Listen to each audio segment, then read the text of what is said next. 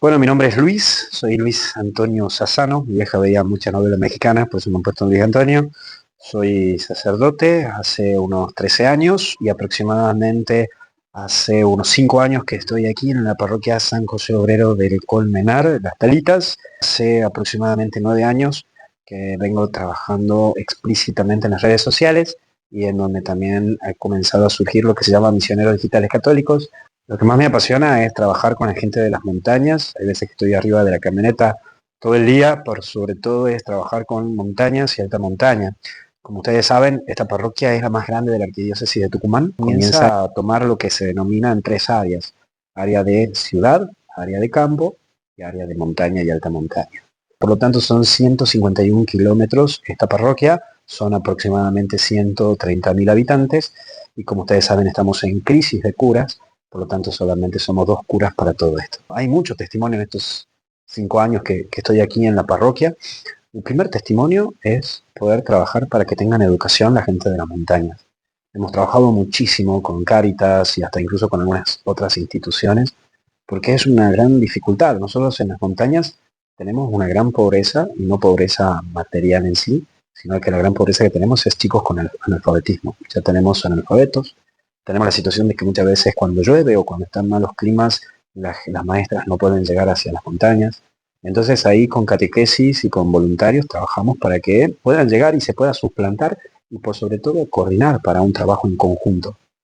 Y lo segundo que sí me ha emocionado muchísimo es el poder ver, que puede ser algo muy simple, que muchos de estos chicos de las montañas quieran estudiar la secundaria, porque muchos de ellos solamente se dedican a estudiar para aprender a leer y escribir y después su vida termina en una finca, ¿no? Trabajando o siendo los herederos de lo que trabajaba el papá o la mamá. Y muchos de ellos no conocían lo que es un estudio secundario, terciario y mucho menos un estudio universitario. Voy a repetir a 4 ejes. El primer eje, el eje filosófico, ¿no? Ustedes recuerden que nosotros en la iglesia nos basamos también desde la filosofía antigua, basado en los presocráticos, peripatéticos, basado en Platón, Aristóteles, y en lo que es el eje central, que es el mito socrático. Propiamente en Platón, mundo de las ideas, mundo de las realidades, que después lo toma San Agustín, ¿no? El cielo, la tierra, el cuerpo, cárcel del alma y la muerte, donde hay una oración muy bonita de San Agustín sobre la muerte. Eso en el ámbito propiamente filosófico. En un segundo ámbito, la parte afectiva, cómo dar el consuelo y cómo contener a los familiares, porque es también un proceso y existe en la iglesia una cuestión que se llama la pastoral del duelo, que es una manera de cual se acompaña a los familiares, porque como ustedes bien lo saben, en el ámbito psicológico, después de los 6 meses es la etapa más difícil, porque los primeros 6 meses de una persona que pierde un ser querido entra a un grado de lo que se denomina el shock, en donde quiere sentirlo, quiere mencionarlo, lo huele, lo siente, hasta incluso lo sueña. También es una cuestión cognitiva. Pero después de los 6 meses viene el momento del enojo, la rabia, la angustia. Y recordemos que angustiare viene de una palabra latina que significa lo que tengo atado, lo que no puedo expresar. Es ahí donde la iglesia tiene que estar, más que decir. Hay veces que nosotros queremos decir para calmar. Y ahí vamos aprendiendo con el tiempo que es estar para calmar. Y después viene una tercera característica: acompañar el proceso de la persona que ha de fallecer, que ese es un proceso comunitario de acompañamiento, donde hasta incluso como iglesia tuvimos que hacer un proceso de cambio. Vos acordate que antes el cura, cuando llegaba, lo primero que decían es, le viene a dar la extrema unción. Y ya aparecía el cura y decían, se está por morir, ¿no? Hasta el día de hoy me pasa. Voy a un sanatorio y, ay, el padre ha llegado, ¿quién se va a morir? Y no, me voy a visitar a un enfermo, ¿no? Entonces, ese proceso, ese cambiar concepto, cuesta. Pero sin embargo, nosotros como iglesia tratamos de acompañar y existen como 3 ejes pastorales. Primero, lo que se denomina el servicio sacerdotal de urgencia, que funciona todos los días, desde las 10 de la noche hasta las 6 de la mañana, donde el sacerdote va visitando los sanatorios, hospitales, o si llaman por teléfono a las casas, para dar la unción y para acompañar en este momento angustioso de la persona. El segundo es la pastoral de la salud, donde los laicos, sin necesidad de ser curas o monjas, van acompañando en hospitales, sanatorios y en algunos lugares casas, donde la persona que está en un proceso de fallecimiento o de camino a fallecer, que ya sabe que es algo que no va a cambiar, lo van visitando, lo van acompañando y van con la Eucaristía, van llevando de la Eucaristía. Y el tercer punto, hablarte de lo que es el servicio sacerdotal de urgencia, la pastoral de la salud, hay un tercer punto que es lo que se denomina samaritanos, que son personas que muchos de ellos son lo que se denomina ministro de la comunión extraordinario o ministro extraordinario de la comunión, que tienen ese contacto con el sacerdote y dicen, mire padre, vaya a visitar a tal. Son como que los que van informando al sacerdote para que vaya a hacer esa visita. Entonces, estas áreas termina con una cuarta área, que es la cuarta parte, que es la oración. Entonces hemos hablado de la parte filosófica, la parte afectiva, la parte pastoral y la cuarta parte, que es la parte orante, ¿no? Que nos juntamos a orar, que se pide en misa, que muchas veces nos traen, nos informan, tal familiar pide por tal ser querido que está enfermo, etcétera, etcétera. Entonces es como que tiene esa cobertura en lo espiritual, en lo afectivo, en lo pastoral y propiamente en lo concreto. Y como a las 3 de la mañana llamaron a los servicios sacerdotales de urgencia, a la guardia sacerdotal, fui al centro de salud, llegué y esta persona ya no hablaba, estaba entubada, entonces me miró, y esa mirada que son penetrantes, y entonces le dije, bueno, yo te absuelvo de todos tus pecados, Padre, Hijo y Espíritu Santo, y se murió y le salió una lágrima. Y es como que vos decís, wow, sin ni siquiera decirme nada, pero con el acto y el hecho ese efectivo ya dijo todo. Y la neurotología te habla de estos casos, ¿no? Recordemos que existe lo que se llama la muerte efectiva y la muerte clínica. La muerte clínica es cuando el corazón para, ¿sí? Cuando ya tiene una muerte clínica es porque el corazón ya no bombea, no sigue funcionando. Pero la muerte efectiva es entre el minuto o los 40 segundos de que la persona falleció. Porque recordemos que el último elemento o el último órgano que termina de morir en una persona es la parte auditiva y la parte cerebral. Por lo tanto, si acaba de morir la persona sigue escuchando. Por eso, cuando una persona está en un grado de terapia intensiva o cuando está en estado vegetativo o cuando acaba de fallecer, siempre se le dice, bueno, ¿hace cuánto que murió? Recién. Bueno, entonces háblale o dale la absolución porque todavía sigue escuchando y su cerebro sigue procesando. Entonces, eso por un lado, ¿no? Y por el otro lado, esto está muy unido y ligado cuando muchas veces ves una persona que hace 5 meses que está en un estado vegetativo y vos le decís, yo te perdono, o arrepentite de todo tu pecado, o anda en paz y si estás tranquilo, hacen una seña y esa persona nunca te habló y te mueve el dedo, o simplemente una simple sonrisa. Yo creo que esas cosas a uno lo impactan, ¿no? Yo creo que eso también es signos y síntomas de que si hay una presencia espiritual, que una persona siempre va a buscar la paz. Por eso, cuando venimos a misa, cuando participamos de la Eucaristía, comienza la misa diciendo el Señor esté con ustedes. En el medio de la misa, levanta tu corazón y cuando termina la misa te dice puedes irte en paz. Porque cuando tenés un corazón unido a tus sentimientos, a tus afectos y a tu vida espiritual, cuando realmente venís a buscarlo de corazón a Jesús en tu interior, puedes irte en paz, aunque tengas guerras en tu vida.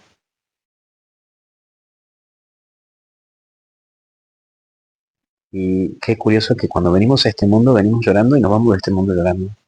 Y venimos a este mundo con miedo, y por eso lloramos, y nos vamos de este mundo también con miedo. El miedo siempre es parte de la vida del hombre. Por eso me llama mucho la atención que en el Evangelio la palabra más repetitiva en Jesús es no tengan miedo. Porque el miedo es parte y es distinto del temor. El miedo paraliza, el temor cambia. Por eso para nosotros, los católicos, el león, ajeno al que el Papa se llame león, el león es muy importante. Es más, no sé si sabías que el león es el rey de la selva, pero no porque sea el más fuerte, porque el más fuerte es el elefante, y porque sea más rápido, porque más rápido es el puma. Entonces, ¿qué lo hace rey al león? Ni la fuerza ni la rapidez. Lo que lo hace fuerte porque es el único animal que no tiene miedo, incluso cuando ya sabe que está por morir. Lucha hasta el final. Por eso acá entra esto de que la muerte es parte de nuestra vida. Sabemos que vamos a morir, solamente que llega un momento en que uno sí sabrá que llega a esa etapa. Parte doctrinal de la Iglesia Católica y del Catecismo que plantea que cuando morimos tenemos un juicio particular y un juicio universal. Un juicio particular es en nuestra muerte, a la cual nos define si nos vamos al cielo o nos vamos al infierno. Existe un término que se llama el purgatorio, donde purgamos los pecados para llegar a la eternidad con Dios. Recordando algunos videntes que tuvo la Iglesia, especialmente en la Edad Media y en la Edad Moderna, donde muchos manifestaban de que veían almas que le pedían que ofrezcan misas para que puedan entrar al cielo.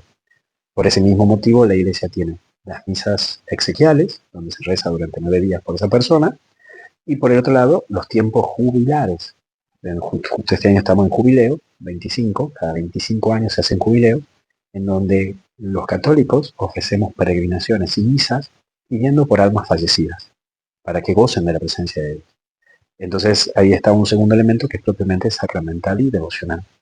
Y un tercer elemento, aparte de lo sacramental, de lo devocional, y este término que es el elemento de el acompañamiento exequial, que es acompañar a los familiares y por sobre todo recordarles cuando es el mes o cuando es el año.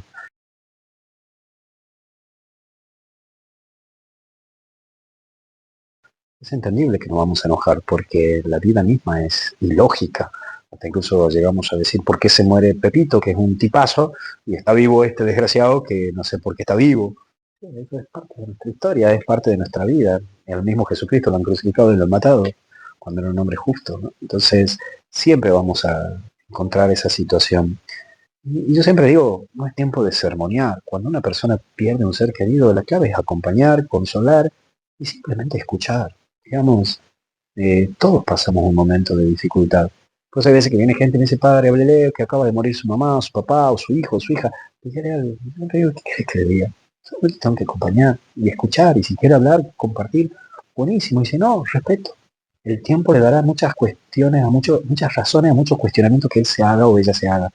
Pero es el tiempo y la vida misma quien te va respondiendo.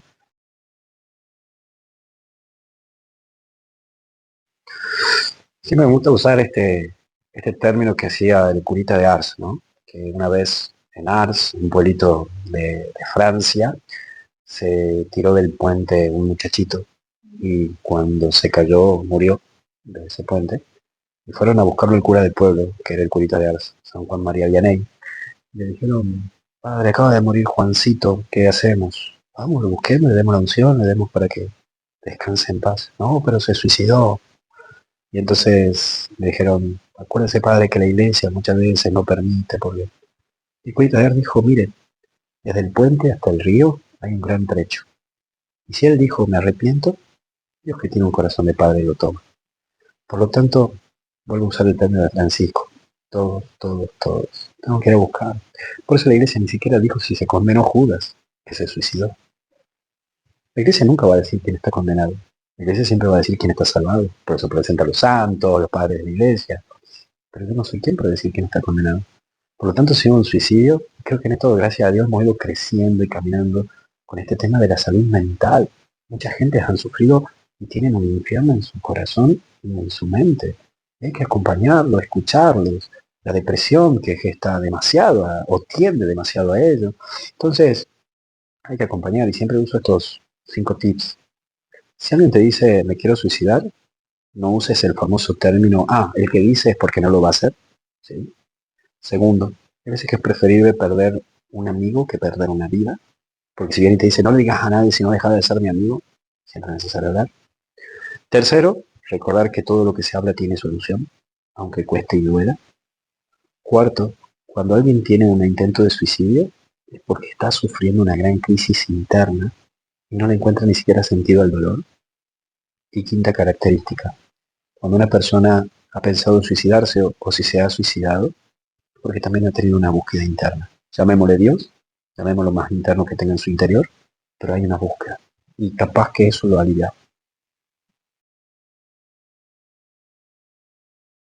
Y hay como 4 ejes.